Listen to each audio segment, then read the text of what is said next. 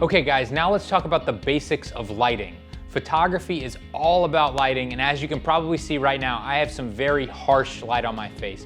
We have one single light source hitting me in the face directly, and this is kind of mimicking the sun, right? The sun is a large light source, but it's so far away that it's relatively small to us, and therefore if we go out in bright daylight and it hits us directly in the face, what happens? We have these harsh shadows that you can see on my face here. It's really bright, it's causing me to squint a little bit. And so if we wanted to make this light look a little bit more flattering, a little bit more professional, what could we do?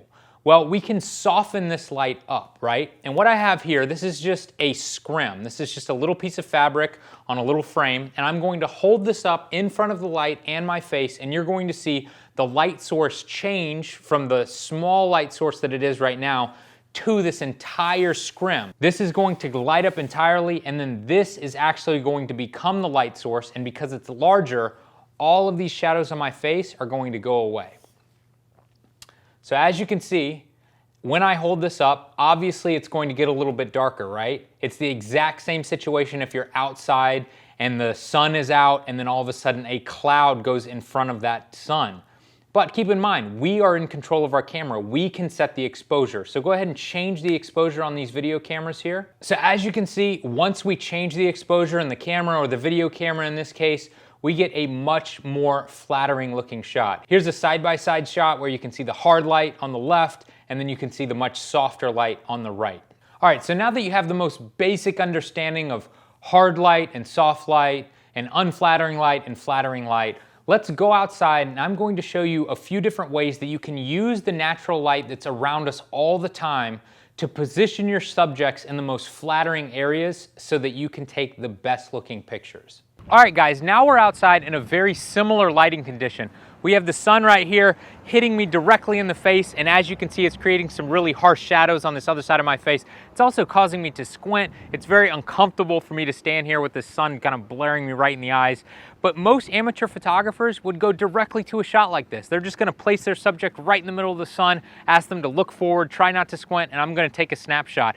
And that's really the worst idea you could have when it comes to photography, but that's what everybody starts with, right? But that's not what you should do. So instead of just retreating to shade, which is the easiest option right now, I want to show you what you can do if you're in an area like this, which is just so bright with sunlight. And all I'm going to do is spin around, and we're going to shoot me from the other way. So instead of my face being in the sun, I'm going to spin around so that the sun is hitting me in the back of the head.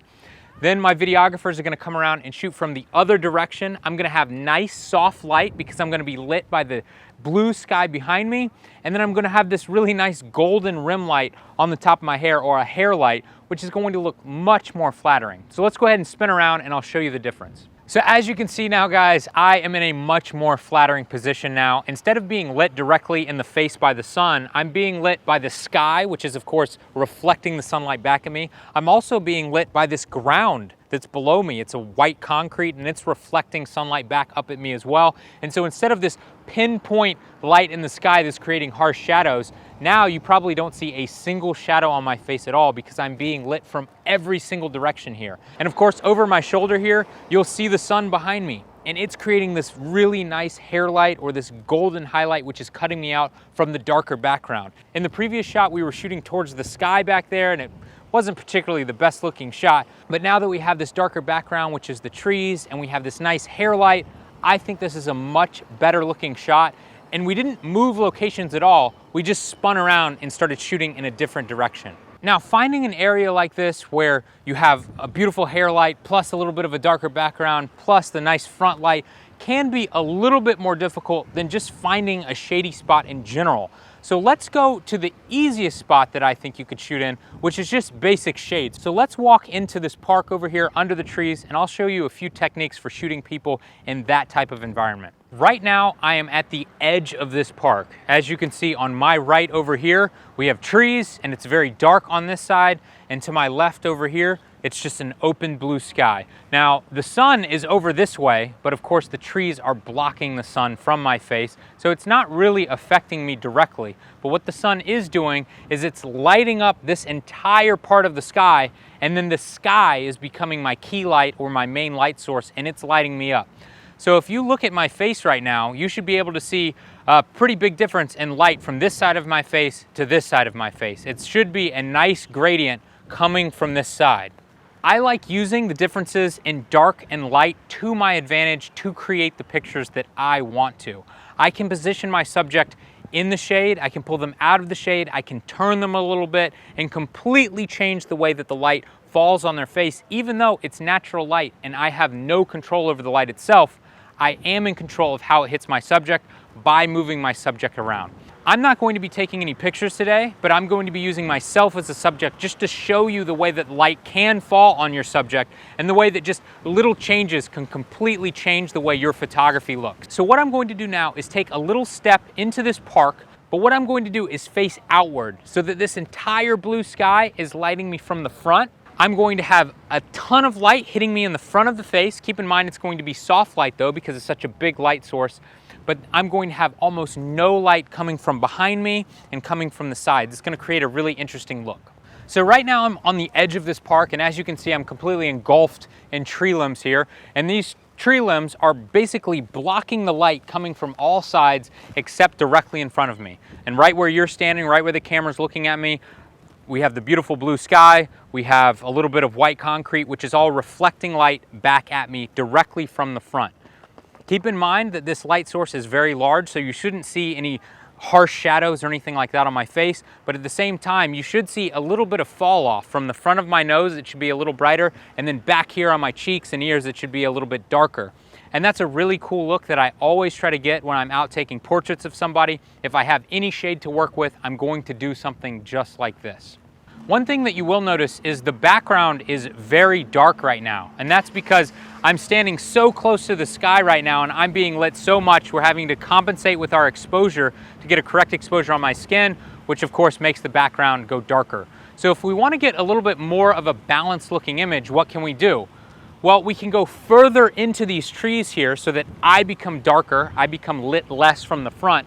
Then we will raise our exposure up, we'll get it a little bit brighter overall, and of course I will be brightened up, but so will the background. So let's walk in a little bit deeper and get a more evenly lit shot. So now we've moved deeper into this park, and basically, for the most part, I'm being covered by trees from all angles here. So I'm being lit by the light that's bouncing around off all of these tree limbs, all of these leaves. It's bouncing off the grass, it's bouncing off the dirt path over there. It's kind of just hitting me from all around. But what you will notice is not only is there soft light on me, but now you can see me and you can see the background. And that's why shooting in shade like this is the absolute easiest way to take good looking pictures, because I could basically walk in any direction in this park and the videographer or the photographer following me around could just shoot, and each picture is going to look pretty balanced and correctly exposed once you dial things in. So this is the easiest thing that you can do right now to take great looking pictures. Just find a nice shady park and start working from there. Once you get a little bit better, you can move to the edge of the park, start playing with the differences in light and dark. And then after that, you could start working with hard light from the sun and putting the sun as a key light or as a hair light. But at the beginning, keep things really, really simple and just use nice, evenly lit shade to light your subjects. Now, so far, we've talked a lot about the sun lighting up your subject. We've talked about the sun lighting up the opposite side of the sky, which lights your subject. We've talked about the sun lighting up the ground and lighting your subject. But something else that you may not think about is that the sun can also light up other objects that can play a huge role in your photography. So what we're going to do, we're going to take a few steps over this way. There's some really nice big white houses over here, and I'm going to use these white houses as a giant reflector to create really unique looking light on my face. So right now I'm in between two buildings. As you can see, I have a little white gate here, which is kind of reflecting a lot of light on this side of my face. And on this side of me, there's a huge white wall, which is reflecting a bunch of light this way as well. Now, there's another camera up here that's recording me, and I want you guys to focus on the way the lighting changes on my face as I just walk forward. So I'm gonna take a few steps forward here and stop right here. And now, instead of having the white gate next to me, I have these brown bricks. And if you can look at the subtle differences here, you can see that this side of my face is a good bit darker and this side of my face is a good bit brighter. And what's basically happening right here is I have this dark area of the wall, which is obviously blocking the sun. The sun's behind this building over here, but it's also not reflecting much of the light back at me because it's so dark. And then this white wall that's to my left is a huge light source which is lighting me from the side. It's very similar to the shot where I was right on the edge of the park and the sky was lighting me on one side and the trees were blocking the light on the other side. And this is just a very simple example of how you can move your subject through an area to create completely different looking light on that person. And it's very important that you start to learn about these subtle differences. Now, I could teach probably 20 hours on all the ways that I can manipulate natural light, but this is just an introduction, and I just wanted to give you guys a little taste of how complex lighting and photography can be, while at the same time keeping things relatively easy and simple so that you can go out today and take pictures just like these.